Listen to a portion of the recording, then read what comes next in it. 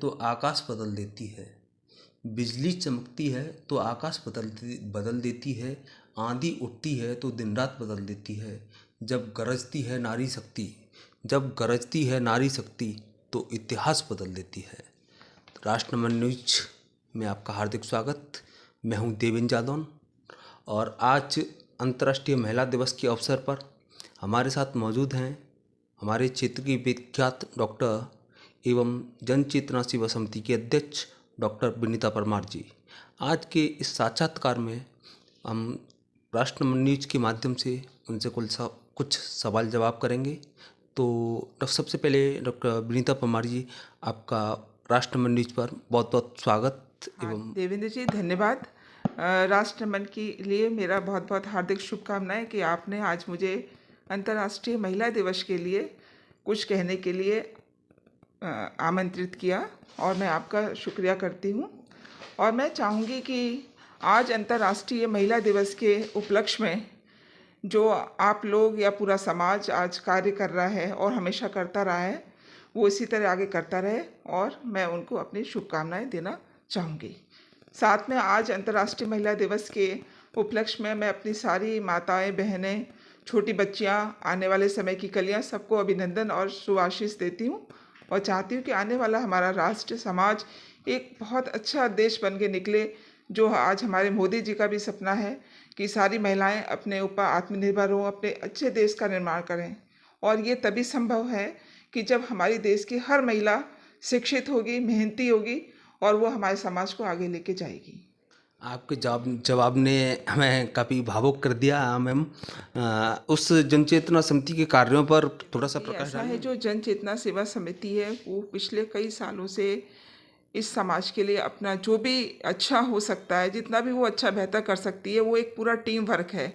और इसमें इस समय 200 वर्कर के आसपास लोग जुड़े हुए हैं और ये कई अंतर्राज्यीय राज्यों में भी काम कर रही है। और इसके साथ साथ इसका जो मेन मोटो है वो महिलाओं पे, एजुकेशन पे, और जो लोग आँखों से परेशान हैं या अंधता की ओर जा रहे हैं उनको कम करने के लिए, साथ में वृक्षारोपण करने के लिए, जो बच्चे एजुकेशन ज़्यादा नहीं ले पाते उनको छोटे छोटे काम सिखाने के लिए इस पे कई सालों से कार्यरत रही है। जैसे कि कुछ उनके प्रोग्राम होते हैं, जैसे अभी भी आँखों के कैंप चल रहे हैं, तो जो गरीब लोग हैं या जो बुज़ुर्ग हैं जिनके पास बच्चों के पास इतना टाइम नहीं होता है कि वो हमेशा उनके साथ रह सकें और वो अपना कम से कम बेसिक नीड जो है, काम जो है वो कर सकें, अपना खाना पीना, उठना बैठना।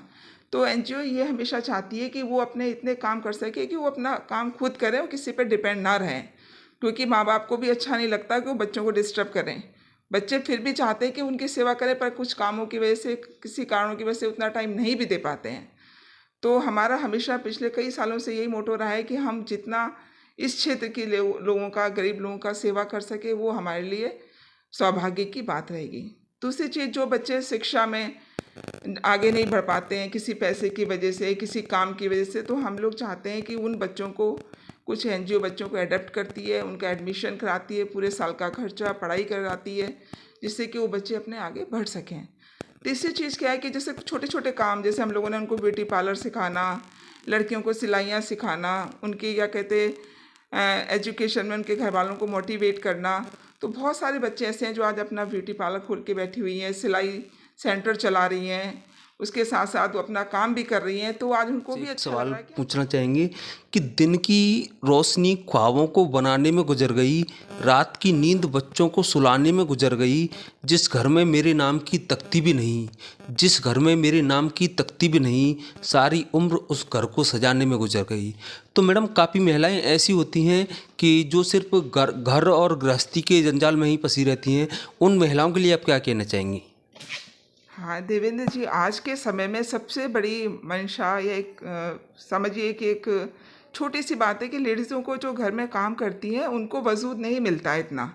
और मुझे नहीं लगता है कि वो लेडीज़ एक वर्कर लेडीज़ से कहीं भी कम है। वो अपने पूरे जीवन को हर तरह से, तन से, मन से, धन से, अपनी इच्छाओं को एक कोने में रख के पूरे परिवार के लिए सेवा करती है। वो अपने लिए अच्छा बुरा कुछ नहीं सोचती है, पहले परिवार के बारे में सोचती है, अपने बच्चों के बारे में सोचती है, फिर वो अपनी फैमिली को इस तरह सजाती है, संवारती है कि वो अपने घर को एक अच्छा समय, अच्छी शिक्षा, अपने बच्चों को अच्छा खान पीन, रहन सहन दे पाए। उसके बावजूद भी मैंने देखा है कि बहुत जो गरीब लेडीज़ हैं, जो हमेशा मेहनत करती हैं अपने घर के लिए, तब भी घर वाले या फैमिली या समाज के लोग उनको इतने इंटेंशन या उनको इतना अच्छा भाव नहीं दे पाते हैं जो उन्हें मिलना चाहिए।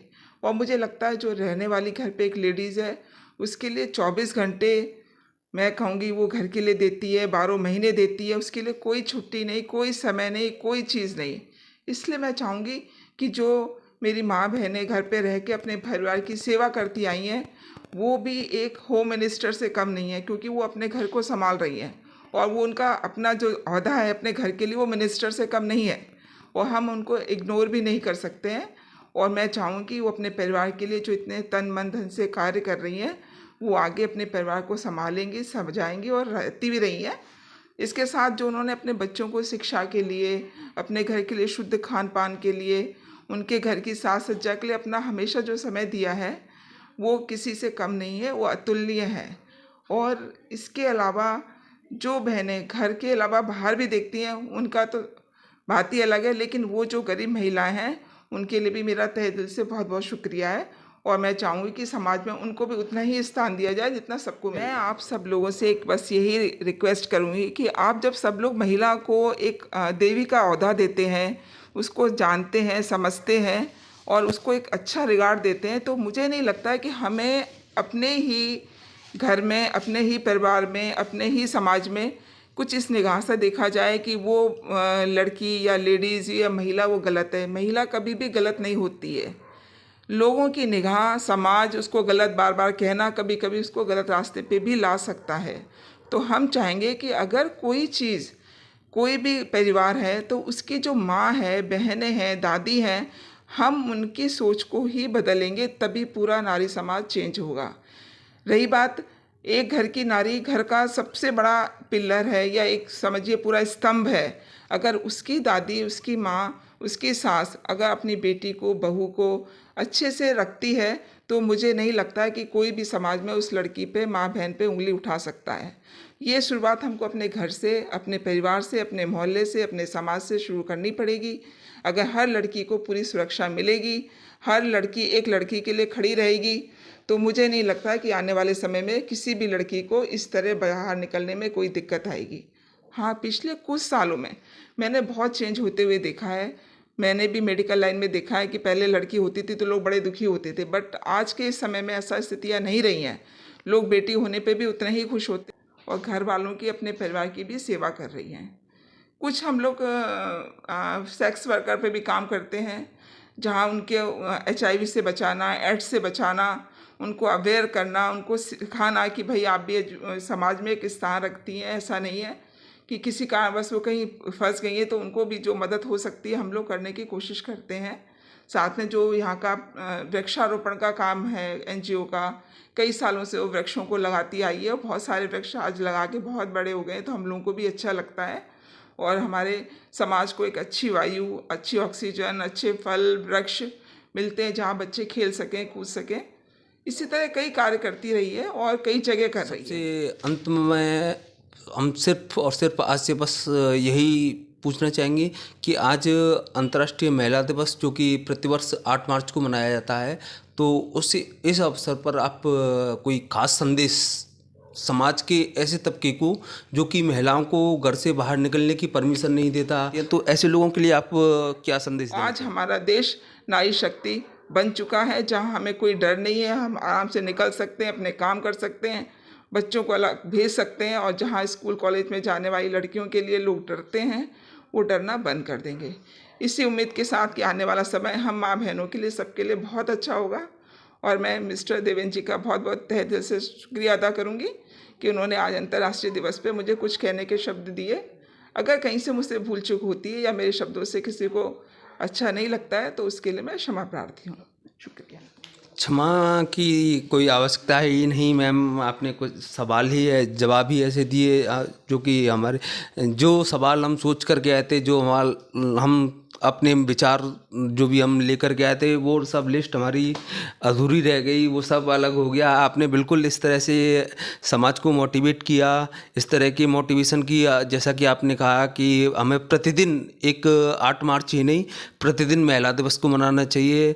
और महिला दिवस मेरे हिसाब से और मेरे राष्ट्रमंडल न्यूज़ चैनल के हिसाब से भी इस महिला दिवस को प्रतिदिन ही मनाना चाहिए हमें। और साथ ही साथ अब मैं भी अपने कुछ शब्दों के साथ, जो कि ये सिर्फ और सिर्फ आदरणीय विनीता परमार जी के लिए हैं, कि माँ शारदा की बीड़ा हूँ मैं, माँ काली की मैं कटारी हूँ, माँ शारदा की बीड़ा हूँ मैं, माँ काली की मैं कटारी हूँ, कम मत करके मुझको आंको, मैं आज के युग की नारी हूँ, मैं आज के युग की नारी हूँ। बहुत बहुत धन्यवाद। देवेंद्र जादव के साथ आगरा से भूपेंद्र सिंह की रिपोर्ट।